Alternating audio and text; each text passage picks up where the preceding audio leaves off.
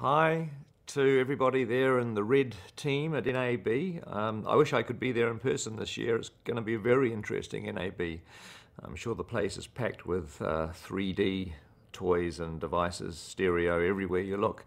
And I would have loved to be part of all that. But unfortunately, I'm stuck here in New Zealand working on the script of a film called The Hobbit. So I have to stay in front of the word processor. But I did want to just send this little show of support to Red, to Jim and to Jared and Ted and everyone at the Red team, because I have to admit that I am a Red fan.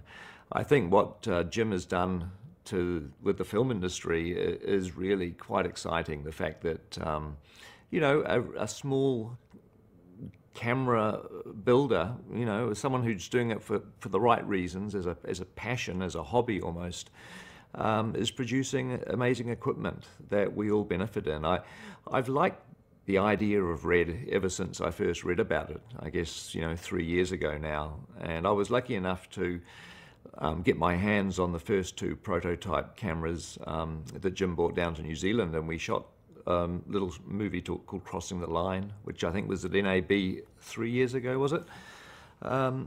That fulfilled everything that I hoped the Red could be. I'm not a technical guy, and I don't look at the graphs and the charts and all the mathematical stuff. I just like the way that the picture looks. And the Red picture is an attractive looking image to me. I mean, film is going to be superseded, obviously, that's happening. As much as we all love, 35mm film, it's not got very much longer to go, and digital is going to replace it. So to me, it's all about how that digital picture looks. And whatever the Red guys are doing, I think they're doing a good job. The image looks attractive, the colors are nice, and I just like the way that it looks, and there's no more technical or no more simple than that.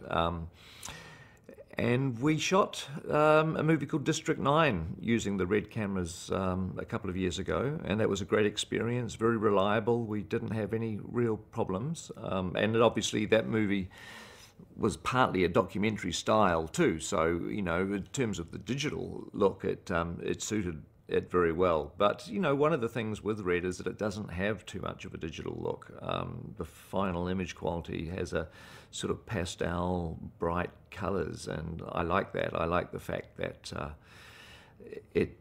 to me, if you're going to replace film, then this is a perfectly good image to go with.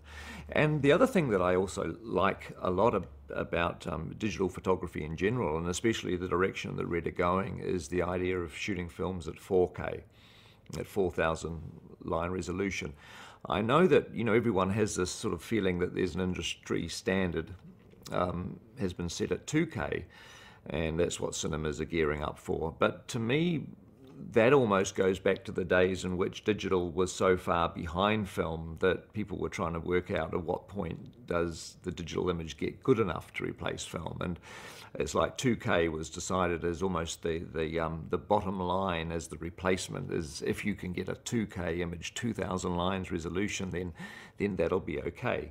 But 4,000 4K I think is a great idea for feature films. The amount of detail and the amount of information that we can get, it's going to be as if filmmakers are using 65mm or 70mm, like the days of Lawrence of Arabia and Dr. Zhivago. All those movies were shot on 70mm because they were epic and people wanted that level of detail. And the fact that if we now can shoot feature films at 4K and project them at 4K, that to me is really exciting. So Red are heading in that direction, and I'm really happy about that as well. Hopefully Jim will get these epics out. He's been teasing us with this lovely epic camera for long enough now, so we need to get our hands on them. The last few weeks we've been playing around with shooting some footage on the new sensor on one of our old cameras. This is Claris. This is one of my original Red cameras that I've had. I actually took this to Pennsylvania when we were doing the Lovely Bones, and I used to get up at 5 o'clock in the morning and drive to Valley Forge National Park and And as dawn was coming, I'd find interesting shots, and I shot some sort of atmospheric footage, just my one-man camera crew. And you know, I got a little bit of plate photography done by myself that I was able to use in the Lovely Bones movie, actually, in various composite shots contain some of these images that I did. And it was fun just, you know, throwing a camera in the car, driving out and shooting it. The sort of thing I never really had the skill to be able to do in 35mm.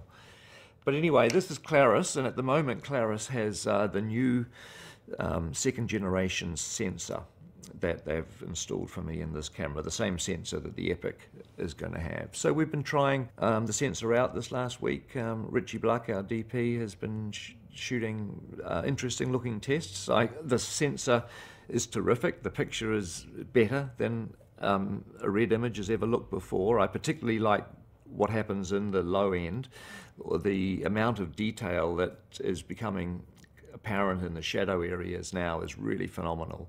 What used to go into black in the original sensor, now you have far more layering of detail in that shadow end. I also like what it does with tungsten light. It handles tungsten really well, and it does very attractive things with the skin tones too. So that's good, and the dynamic range has been extended. So yeah, we're very, very happy with this this new sensor, and we'd be happier when it goes into the Epic camera, and we have some of those down here in New Zealand. So hopefully Jim won't be spending too much time in NAB. He's got a few cameras to build, and he'll get back to the factory and get us all these Epics that we've been waiting for. So anyway, hey, I just wanted to send thanks to Red for the work you're doing as a filmmaker. I appreciate it, and I'm really excited and looking forward to the next year or two, when we have Reds and Epics and 3D and stereo. I've got a couple of projects lined up that I'm going to be having a lot of fun with. Thank you.